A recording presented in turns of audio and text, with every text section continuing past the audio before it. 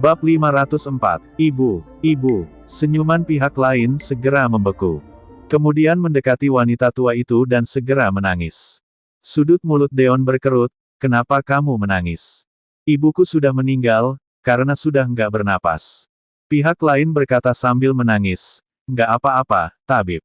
Aku nggak menyalahkanmu. Ini semua karena aku nggak punya uang. Dia bukanlah keluarga yang tidak masuk akal yang akan menyalahkan dokter jika tidak bisa menyelamatkan keluarganya. Pihak lain hanya meminta 2 juta dan sudah bersusah payah untuk menyembuhkan ibunya, kebajikan tabib ini benar-benar tidak ada habisnya. Bagaimana mungkin dia berani menyalahkan Deon? Hanya saja Deon berkata, ibumu nggak meninggal. Kamu bisa dekatkan telingamu di dada ibumu dan coba dengarkan detak jantungnya. Anak muda itu tertegun sejenak, lalu menghentikan tangisnya dan mendekatkan telinganya. Terdengar suara detak jantung orang hidup, bahkan lebih sehat dari miliknya. Deon menjelaskan, aku secara paksa membuat lingkungan bebas oksigen dalam tubuh ibumu untuk mencegah bakteri di saluran pernapasan yang terluka. Sekarang aku cuma perlu memasukkan beberapa jarum ke dalam untuk mengaktifkan lubang pernapasannya dan dia bisa kembali seperti sebelumnya.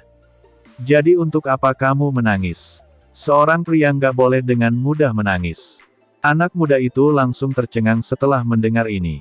Tidak disangka pihak lain hanya menggunakan jarum untuk menyembuhkan luka yang begitu serius.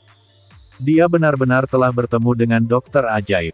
Orang-orang di sekitar juga ribut dan saling berbisik. Menggunakan jarum perak untuk menolong orang. Aku mengira hal nggak masuk akal seperti ini hanya bisa dilihat di TV. Nggak disangka benar-benar ada hal seperti ini di dunia nyata. Orang ini benar-benar sangat hebat. Ini adalah hal yang nggak bisa dilakukan oleh para dokter terkenal di toko obat tandi. Orang ini benar-benar punya hati yang baik. Orang ini hanya menerima 2 juta dengan keterampilannya yang sehebat ini. Apa bedanya dengan gratisan? Dia nggak mau pihak lain merasa bersalah dan juga mengikuti harga diri anak muda itu. Ini adalah sikap dokter modern yang penuh dengan kebajikan. Anak muda itu memeluk kaki Deon dengan penuh semangat. Dokter jenius, terima kasih. Aku benar-benar sangat berterima kasih padamu. Deon melirik ke arah Luna yang berada di samping. Berterima kasihlah pada Nona Luna. Aku nggak akan bertindak kalau bukan karenanya. Tapi tolong kamu jangan peluk kakiku. Tidak disangka Ratu Gunung Es adalah seorang wanita yang baik di alam bawah sadarnya. Luna, aku menyadari bahwa ternyata aku tidak mengenalmu dengan baik. Saat Deon memegang 5 jarum dan hendak memasukkan energi sejati untuk menyembuhkan luka wanita tua ini, Ando tiba-tiba mengangkat kakinya dan menginjak tangan Deon dengan keras. Sudah cukup, tolong berhenti. Kalimat ini segera mengejutkan seluruh orang. Deon mengangkat kepalanya dan berkata sambil sedikit menyipitkan matanya, sebaiknya kamu singkirkan kakimu. Ando berkata sambil tersenyum sinis. Benar-benar seorang dokter jenius yang hebat. Apakah kamu adalah dokter jenius dari keluarga medis yang terkenal di kota Risan?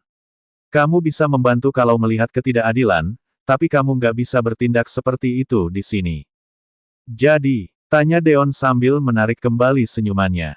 Ando berkata sambil tersenyum, kamu bisa beli obat, aku akan kasih kamu berapa saja. Tapi kamu nggak bisa menyelamatkan wanita tua ini. Aku jamin kamu nggak akan bisa keluar dari ibu kota provinsi hidup-hidup kalau menyelamatkannya. Orang hebat dari kota luar nggak akan bisa mengalahkan orang hebat dari kota ini. Kamu seharusnya pernah dengar ucapan ini, kan? Kalau Deon menyelamatkan wanita tua ini di bawah tatapan semua orang, tidak hanya akan dilaporkan jika dia tidak memiliki etika sebagai seorang dokter, tapi juga akan ditertawakan oleh teman seprofesi bahwa dia dikalahkan oleh pemuda berusia 20 tahunan. Reputasinya akan hancur dan keagungan toko obat tandi akan hancur. Semua orang berkata sambil mengeluarkan keringat dingin. Nggak peduli bagaimanapun juga di sini adalah ibu kota provinsi. Anak muda ini pasti nggak akan bisa keluar dari tempat ini hidup-hidup. Karena ada kekuatan yang sangat besar di balik toko obat tandi ini. Bahkan 9 klan kultivasi terbesar harus kasih wajah padanya, bagaimana mungkin dia yang merupakan orang asing bisa melawan mereka. Bab 505, aku sudah membungkus obatmu dan akan kasih diskon padamu, harganya jadi 150 juta, lalu segera kembali ke tempat asalmu. Ando memiringkan kepalanya dan menjauhkan kaki yang sedang menginjak tangan Deon. Nyawa wanita rendahan itu sama sekali nggak layak untuk kamu selamatkan, kamu seharusnya ngerti maksudku, kan? Anak muda itu segera berkata dengan marah setelah mendengar ini, kamu nggak boleh seperti itu mengatai ibuku. Plak, saat ucapan ini baru saja dikatakan, kedua pria bertubuh besar yang berjaga di depan pintu toko obat Tandi terbang dan segera menamparkan pihak lain. Tamparan ini langsung membuat gigi anak muda itu patah beberapa buah, bahkan gigi dan darahnya berserakan di separuh ubin. Master bela diri. Semua orang menarik napas dalam-dalam dan melangkah mundur dengan cepat. Tidak disangka bahkan orang yang berjaga di depan pintu adalah seorang master bela diri. Pantas saja toko obat Tandi berani bertindak seberani ini. Ternyata mereka memiliki kekuatan sehebat bersambung. Deon tetap menundukkan kepalanya dan memasukkan jarum ke dalam tubuh wanita tua itu setelah mendengar ini. Uhuk, uhuk, napas wanita tua kembali menjadi normal dan terbatuk-batuk dengan keras seolah-olah sedang tersedak.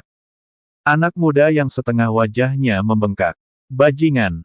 Ando langsung marah pada saat itu juga, bukankah aku sudah suruh kamu untuk jangan menolongnya? Apakah otakmu sudah rusak? Breng. Ando segera ditekan ke tanah dan diseret oleh sebuah tangan yang kuat. Deon menarik kepalanya dan menyeretnya sejauh 10 meter. Serta meninggalkan jejak darah di lantai. Gelombang udara yang besar membuat kedua master bela diri yang berada di dekat mereka langsung terbang menjauh. Ah! Semua orang menjadi bersemangat setelah melihat adegan ini.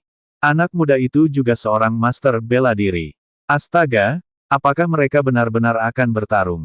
Aku paling benci saat ada orang yang mengajariku untuk bersikap.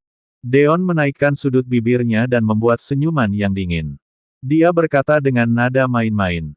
Omong-omong, tadi kamu injak tanganku pakai kaki kiri atau kanan? Bersambung. Dasar bajingan. Apakah kamu tahu seperti ada kedudukan toko obat Tandi di ibu kota provinsi? Beraninya kamu memukulku, riwayatmu sudah tamat. Kamu nggak akan bisa melarikan diri selama aku masih berada di sini. Mata pihak lain memerah dan berkata dengan marah. Deon berkata sambil menggelengkan kepalanya, satu orang bodoh lagi yang nggak bisa diajak bicara. Petik 2. Lupakan saja, aku akan kasih kamu satu gratis satu. Pupil Deon menegang, satu tangan menegang pisau dan mematahkan tempurung lutut Ando. Ando segera berteriak dengan keras. Kedua kaki Ando berlumuran darah dan sudah lumpuh. Selain itu, kapan aku bilang aku mau kabur? Apakah kamu tahu pemuda yang memusnahkan klub Meranda? Deon berkata sambil tersenyum, orang itu adalah aku. Kamu adalah Deon. Raut wajah Ando memucat dan merasa sangat terkejut. Astaga, hari sial macam apa ini? Deon berkata, bukankah kamu suka bilang kalau pendukungmu adalah 9 klan kultivasi terbesar? Kalau gitu aku akan kembalikan kepalamu pada mereka. Sebuah energi sejati yang besar seperti badai besar terkumpul di telapak tangan kanannya. Dang! Dalam sekejap mata, telapak tangan Deon dihentikan oleh sebuah cambuk. Tanah di bawah kakinya runtuh beberapa meter. Siapa kalian? Deon mengangkat kepalanya dan melihat kedua pria yang mengenakan jas dan topi hitam di depannya. Kedua orang ini menghentikan serangannya dan melindungi Ando. Kelompok Lagon. Kedua orang itu mengangkat topi mereka dan memperlihatkan wajah yang sudah lama tidak dicukur. Kelompok Lagon. Kelompok yang melakukan tindakan ilegal di kota Risan. Orang-orang di sekitar merasa sangat ketakutan sampai ingin segera pergi setelah mendengar nama ini. Cepat pergi. Jangan sampai terlibat dengan kelompok Lagon. Itu adalah organisasi misterius yang berada di bawah komando negara Lordia. Bahkan Senat saja nggak punya hak untuk memerintah mereka. Mereka adalah orang yang secara khusus tangkap orang-orang yang berbahaya dan berkuasa. Sama sekali nggak ada hal yang baik kalau berhubungan dengan mereka.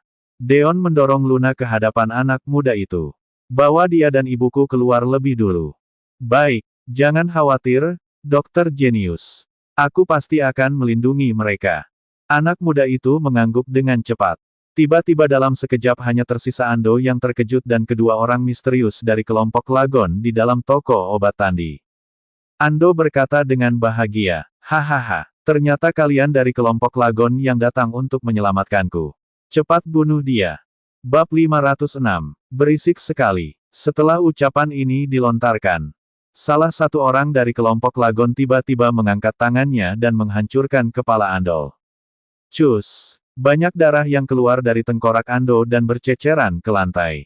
Deon terkejut. Bukankah mereka datang untuk menolong Ando? Kenapa tiba-tiba membunuhnya? Tolong tenang. Tuan Deon, kami bukan musuhmu. Ando hanyalah seorang tokoh kecil, kematiannya sama sekali nggak bisa menebus kesalahannya. Orang yang lain memberi sebatang rokok pada Deon dan menyalakannya sambil berkata, "Nama panggilanku di kelompok Lagon adalah burung merak dan dia adalah ikan hiu. Kami secara khusus datang untuk menemuimu." Deon pernah mendengar berita tentang kelompok Lagon, semua anggota sama sekali tidak mengetahui nama anggota yang lain dan hanya memanggil dengan nama panggilan. Kelompok ini dikenal sebagai kelompok ilegal pertama di kota Risan, padahal sebenarnya ini adalah kelompok rahasia yang bertugas untuk melakukan tindakan yang mencurigakan untuk orang kelas atas. Kelompok Lagon tersebar di seluruh negara Lordia dan semua anggotanya sangat kuat. Kekuatan lokal akan tetap memperlakukan kelompok Lagon dengan hormat meski memiliki kedudukan yang tinggi karena kelompok Lagon bekerja untuk istana. Ikan hiu tiba-tiba berkata dengan ekspresi garang. "Untuk apa memperlakukannya dengan baik? Aku tanya padamu, apakah kamu sendirian yang memusnahkan klub Meranda? Ternyata kamu datang untuk menginterogasiku." Deon mencibir, "Mereka menangkap wanitaku, wajar kalau aku bunuh mereka, kan?" Burung merak berkata dengan ekspresi yang aneh. "Bunuh mereka. Anggota klub Meranda mencapai 500 orang dan kamu bunuh mereka semua sampai nggak ada yang tersisa kecuali Aldi dan Tiffany. Deon, kamu keterlaluan. Keberadaanmu sudah sangat mempengaruhi keseimbangan kekuatan besar di ibu kota provinsi. Kelompok Lagon sangat memperhatikan masalah ini." Burung merak berkata dengan tegas. "Tolong pergi dari ibu kota provinsi demi kedamaian negara Lordia dan provinsi Hollow. Kelompok Lagon bisa menjamin keselamatanmu. Bahkan 9 klan kultivasi terbesar juga nggak berani menyerang kami." Deon tertawa terbahak-bahak saat mendengar ini. "Hahaha, apakah kalian mau aku ketawa sampai mati?" Ikan hiu berkata dengan ekspresi tidak senang, "Apa maksudmu? Kenapa kalian nggak bertindak saat Ando menindas rakyat kalau kalian memang begitu hebat? Kenapa kalian juga nggak bertindak saat para pejabat ibu kota provinsi bertindak dengan semena-mena?" Deon berkata, "Kamu bilang ini semua demi negara Lordia. Tapi kalian malah tutup mata terhadap masalah di depan kalian, tapi sangat tertarik padaku yang bunuh ratusan orang kuat di klub Meranda." Ikan hiu berkata dengan marah. "Kurang ajar, apakah ini giliranmu untuk menyalahkan kami?" Tubuh ikan hiu mengeluarkan energi sejati yang kuat dan ingin menekan Deon. "Ikan hiu, tunggu sebentar." Burung merak segera menghentikannya dan berkata sambil menghela napas. "Apakah kamu tahu kenapa kami membiarkanmu tetap hidup? Itu karena kami menghormatimu sebagai seorang pria yang berani. Tapi masyarakat ini sama sekali nggak sederhana. Dunia sudah lama hancur kalau ada banyak orang yang memberantas kekerasan dan bunuh orang lain tanpa pandang bulu." Dia mengeluarkan selembar surat perintah. "Kamu bisa keluar dari ibu kota provinsi dengan selamat kalau ada ini dan nggak ada orang yang bisa melakukan apapun padamu. Pergilah." Deon mengambil surat itu dan menatap sambil menyipitkan matanya, lalu tersenyum main-main. "Ucapan bunuh orang tanpa pandang bulu sama sekali nggak pantas diucapkan oleh kalian untukku." Deon menyalakan korek api di hadapan mereka berdua dan membakar surat perintah itu. Kemudian melemparkannya ke wajah kedua orang itu, "Memangnya aku butuh kalian untuk menyuruhku? Bajingan." Weng, tubuh fisik ikan hiu menjadi 2 kali lebih besar dalam sekejap. Seperti seekor beruang hitam yang matanya terbelah dan berkata dengan marah. "Kalau gitu aku akan menginjakmu sampai hancur menjadi genangan darah." Burung merak menyingkirkan abu dari kertas surat perintah dan mengeluarkan 2 pisau emas dari pinggangnya. "Aku akan meninggalkan mayat yang utuh untukmu." Bab 507. Keduanya dibuat marah oleh tindakan Deon dan tidak lagi menahan diri mereka. Ikan hiu seperti sebuah tank yang bergerak ke arah Deon dengan kekuatan yang besar. Hanya saja Deon langsung menghentikan tank yang besar ini dengan satu tangannya. Membuat pihak lain tidak bisa bergerak. Burung merak berkata dengan tidak sabar, "Ikan hiu. Jangan mengulur waktu lagi. Cepat bunuh dia dan kita bisa laporkan ini pada atasan." Aku nggak bisa bergerak." Orang itu ngerti seni bela diri. Ikan hiu tetap berdiri di tempat dengan ekspresi terkejut. Dia sama sekali tidak bisa bergerak maju tidak peduli seberapa keras tenaganya. Burung merak berkata dengan terkejut, bagaimana mungkin?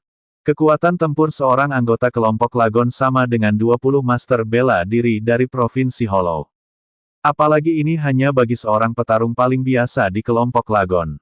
Petarung yang tingkatnya lebih tinggi dari mereka benar-benar bisa memusnahkan semua master di Provinsi Hollow. Dia berkata, apakah kamu perlu bantuan? Tapi setengah pujiannya harus diberikan padaku. Pihak lain berkata sambil menggertakkan gigi mereka, nggak perlu. Aku nggak perlu berusaha keras terhadap usaha yang kecil. Wong, ikan hiu mengeluarkan seluruh energi sejati di tubuhnya. Sebuah tekanan yang menakutkan segera menekan tubuh Deon. Aku nggak bisa mengalahkanmu dengan fisik. Tapi aku bisa menekanmu dengan energi sejatiku. Energi sejati yang dia keluarkan membuat sebuah medan magnet yang bertekanan setara dengan 10 kali gravitasi. Organ dalam orang biasa akan mengeluarkan banyak darah, bahkan tulang-tulang juga akan patah di bawah tekanan yang luar biasa. Hanya saja dia melihat bahwa Deon masih tetap berdiri dengan tegak dan tenang setelah menoleh. Dia bahkan meregangkan pinggangnya dan menguap. Bagaimana mungkin? Dagunya hampir terjatuh sampai ke tanah. Deon mengangkat bahunya dan berkata dengan datar, apakah ini adalah semua kekuatanmu? Ini nggak mungkin. Paru-parunya bahkan hampir meledak karena marah. Nggak apa-apa, nggak semua orang sempurna dan kamu cuma kurang kompeten saja. Deon berkata sambil tersenyum, benar, kamu cuma sangat lemah. Dia segera menepuk pundak pihak lain. Duk, seluruh bahu ikan hiu seperti ditekan oleh sebuah gunung dalam sekejap. Seluruh tubuhnya mengeluarkan suara tulang yang retak. Seluruh tubuh ikan hiu mengejang di tempat, dia berteriak dengan keras dan banyak darah yang mengalir keluar. Lemah sekali. Deon mengerutkan keningnya dan terlihat sedikit tidak puas. Dia awalnya mengira kelompok Lagon sangat kuat, tapi ternyata hanya sebatas ini. Ikan hiu, burung merak berteriak dengan keras. Dalam sekejap, kedua pisau emas bergerak segera horizontal, energi pisau seperti seekor ular yang keluar dari sarangnya dan langsung menerjang ke depan. Deon segera melangkah mundur. Hanya saja setengah rambut Deon terpotong oleh energi pisau yang sangat tajam itu. Deon berkata, kamu lumayan kuat. Kalau ikan hiu itu punya kekuatan di tingkat 2, maka kamu setidaknya berada di tingkat 5, kan? Burung merak memegang kedua pisau di tangannya, tapi sudah terdapat amarah di dalam hatinya sejak awal. Karena serangan tadi adalah serangan andalannya. Banyak lawan yang mati karena serangan ini selama bertahun-tahun. Bahkan orang yang berhasil selamat juga akan mengalami luka yang serius. Tidak disangka hanya setengah rambut pihak lain yang terpotong. Nggak bisa dilanjut. Kita nggak bisa mengalahkannya. Burung merak terus mengeluh tanpa henti, awalnya dia dan ikan hiu bekerja sama, lalu mengira mereka telah menerima sebuah misi yang mudah dan bisa diselesaikan dalam waktu yang singkat. Hanya saja, sepertinya ini adalah sebuah jalan yang tidak ada jalan kembalinya. Bukankah reputasi kelompok Lagon akan hancur kalau aku mundur sekarang? Bagaimana ini? Aku sudah pasti mati kalau melawannya, tapi juga akan menerima hukuman setelah kembali kalau nggak melawannya. Burung merak sedang ragu-ragu dan telapak tangannya berkeringat. Hatinya benar-benar sangat kacau meski tampang luarnya terlihat sangat tenang. Deon tidak mengerti apa yang dia khawatirkan, dia tersenyum tipis dan membuat isyarat untuk memulai pertarungan. Bagaimana kalau kita langsung bertarung saja? Aku masih punya urusan lain dan nggak mungkin menemani kalian di sini yang akan membuang-buang waktuku. Tunggu sebentar, burung merak segera berkata dengan cemas, aku punya saran agar kita nggak perlu bertarung. Katakan, ujar Deon dengan datar. Apakah kamu mau bergabung dengan kelompok Lagon? Burung merak menanyakan pertanyaan yang mengejutkan. Dia kemudian menambahkan, kamu bisa duduk di dalam ruangan ber-AC dan menggoda wanita di bagian keuangan kalau nggak punya kerjaan. Kamu juga akan dapat bonus dan komisi akhir tahun, punya banyak asuransi serta emas, kemudian segala macam tunjangan tersembunyi. Ini benar-benar adalah pekerjaan yang terbaik di negara ini. Ucapan ini sangat mengejutkan. Bersambung.